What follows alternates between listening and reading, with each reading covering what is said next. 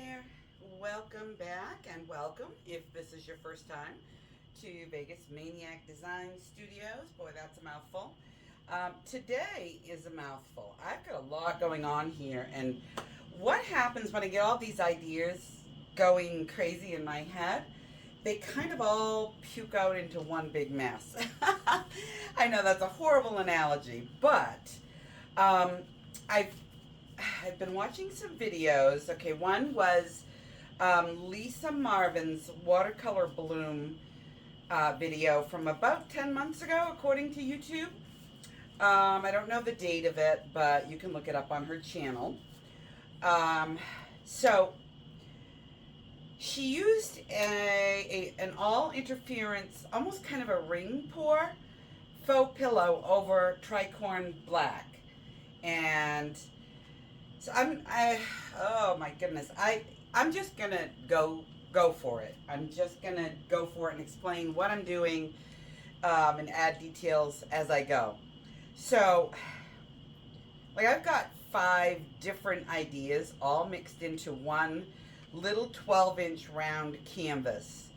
So we're going to see how big a mess I can make, or how amazing a bloom I can do. So I haven't gotten all the details on the watercolor bloom. I didn't watch the previous video that Lisa Marvin is explaining in her video. I'm kind of short of time today, and I want to be able to do something with this. So I'm literally just gonna hop in, and you'll see what I'm doing as I go. So this is Sherwin-Williams Color to Go Tricorn Black. I always want to leave the N off.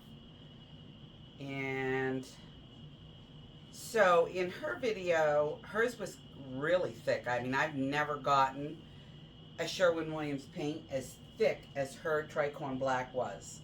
So, and she kept saying that it was too thick, too thick, too thick. So I'm hoping that my always too thin is going to be a good consistency for this. So let me see what I have here. Just going to, now she had hers pretty thoroughly spread out before she did the ring pour. And just gonna see if I need to maybe add it. I don't want to go nuts with the black paint because, oh my goodness, what a mess it makes. And I have other work that I need to do, and I don't want to have to clean up a huge mess before I can do it so that I don't get black paint in everything. Okay, I'm going to go with this because I do think it's good. And I'm just going to spread it out first. And I'm going to have to work really, really quickly as I'm doing the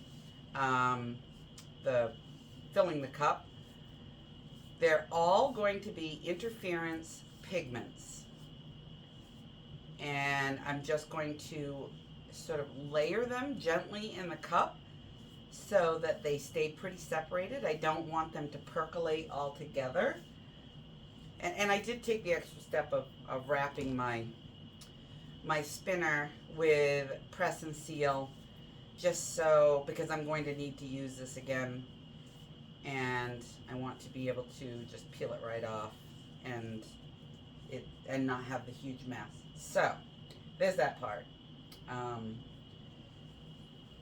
I got my wet cloth handy, so I'm doing good.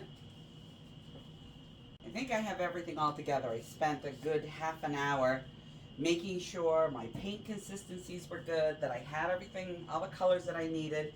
And I got out a bunch of colors and pigments, and I don't know exactly which ones I'm using, but I want to make sure that I have them all just in case. So my interference colors are going to be blue,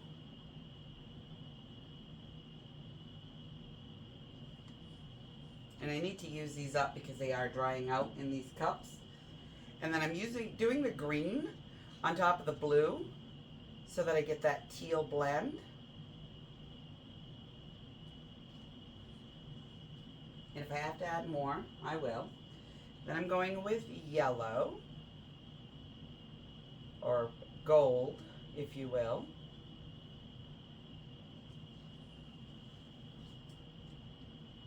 And red, kind of the rainbow effect. And some of these I'm just going to be able to empty. Like this violet, there isn't a whole lot of it. So it's going straight in. Okay, so I think the only one I didn't use up completely was the blue, so I probably have way too much paint here. So here we go. And she literally just did like a ring pour. And I don't really care if I have too much because it's a bloom.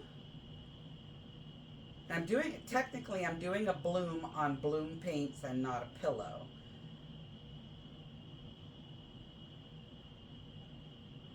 And I don't care what the center looks like.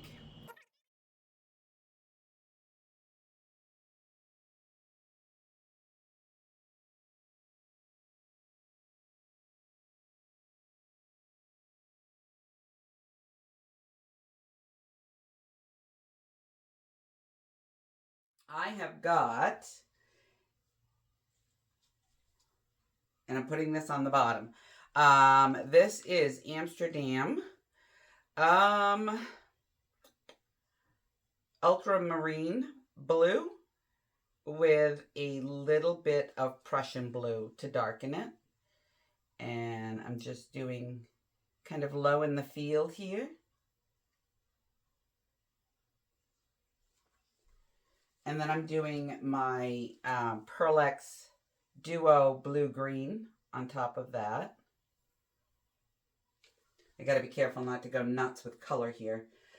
And then I'm doing the Amsterdam Phthalo blue and green with a little Prussian blue just to deepen it a little. The interference green on top of that. Get the violet out of the way. And then I'm using the violet on top of the green, which I just know that's not going to turn out well. And then Liquitex Quinacridone Magenta. So my cell activator, I'm going to try to slam this a little bit to see if I can pop some of those bubbles.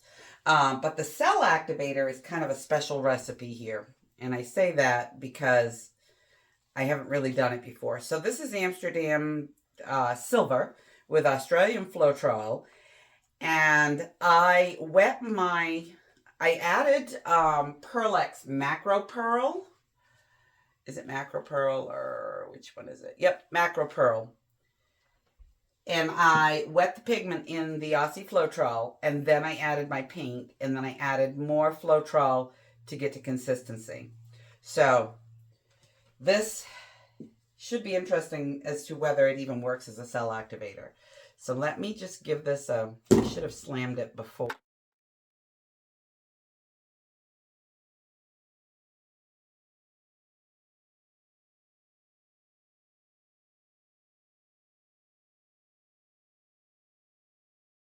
I think I'm going to have to use my blow dryer on high because the paints are pretty thick. I couldn't get them thinned down enough to really feel comfortable using it on low. So I'm actually just going to go for it. Get plenty on. I wanted a really sparkly cell activator. And let's see if I get it.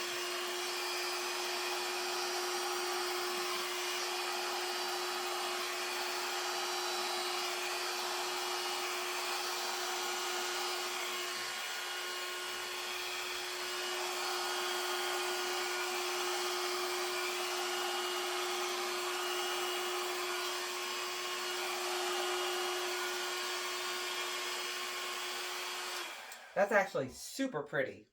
I didn't get a ton of cells moving outward, but it's super pretty. You'll see when I bring you in for a close-up. So my intent was something a little different. I was going to have more of a different shape, but I'm okay with this. And I'm just going to tip it more towards the, oh, maybe I need to wait a minute. Stop being so anxious. And I don't think I'm going to try to tip it, actually. I like it off center a little bit.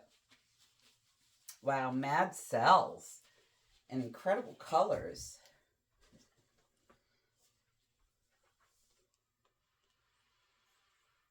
Break up some of this cell activator that is puddled.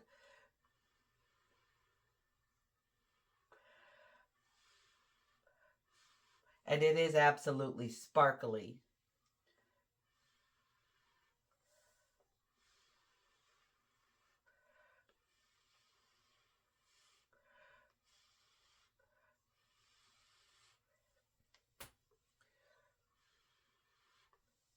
Just trying to stretch it and see if I can get some more cells.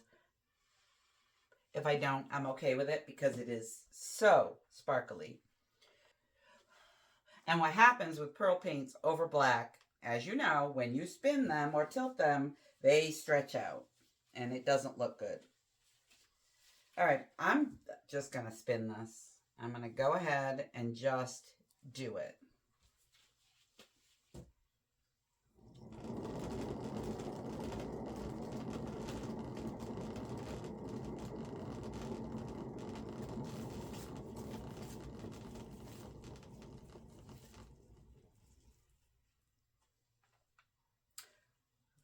Wow.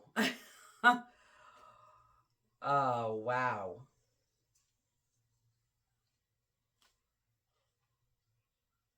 That's so pretty.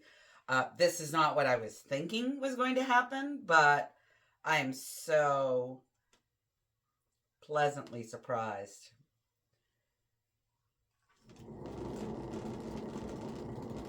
I hate that I'm going to have to spin this so much because it's so beautiful as it is. I can't remember.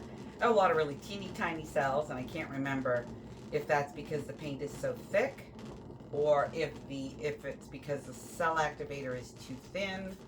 I will have to go back and look to see, and wow. So pretty.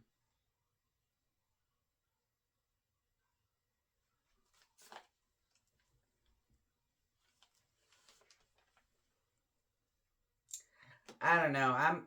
Sometimes I have these long dry spells where I can't seem to make anything beautiful or even passable. And then all of a sudden it feels like everything I touch turns to gold. It's like everything just works and it comes out beautiful. And I know y'all are just like that. It isn't just me. We all have times where we get like writer's block, where we can't think of a good color palette, or we can't come up with any good ideas, or we're closed down. And then something breaks that cycle and all of a sudden everything is amazing. And this is beautiful. The only thing that really ruins it is the bubbles, obviously. And this was mixed up with the pearls were mixed up with my old recipe, the Glidden Premium Untinted Base 3 with the polyacrylic. I don't use either one of those anymore. I use the Jo Sonja Gloss Varnish and Behr 3300. So all of those interference pigments that I did the puddle pour with were mixed with the old recipe. All the paints that went on top, including the interference green, were mixed with the new recipe. So, and I knew most of that base, or a lot of that base, would get covered, so I was fine with that. This is going to dry insane. I know it. Interference is my obsession, and there's a reason for it. It's because the way they dry is just insane. I'm not getting any more of these bubbles out, I'm pretty sure.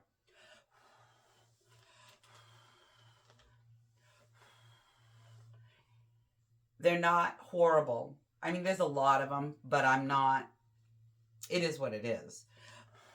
And that cell activator is crazy. It traced everything with super, super sparkly silver. So it's really, really pretty. And I love this. So let me grab my camera. I'm going to bring in, show you what I see. Hopefully I can pick it up with my camera. Okay, this is what she looks like. And let's go in really close so you can see that silver sparkle. Isn't that insane? And it just traces everything. These are the teeny little cells. Some of these got nice and big, some didn't. You can see the duo blue-green shift. That's pretty cool. Let me find a vein of silver. Okay, right here. Look at this. It just traced right up. Oh my goodness, it's so cool. I think this is really going to dry. Really amazing. This is gorgeous. Right here. And yes, it is all traced with the sparkly, sparkly silver.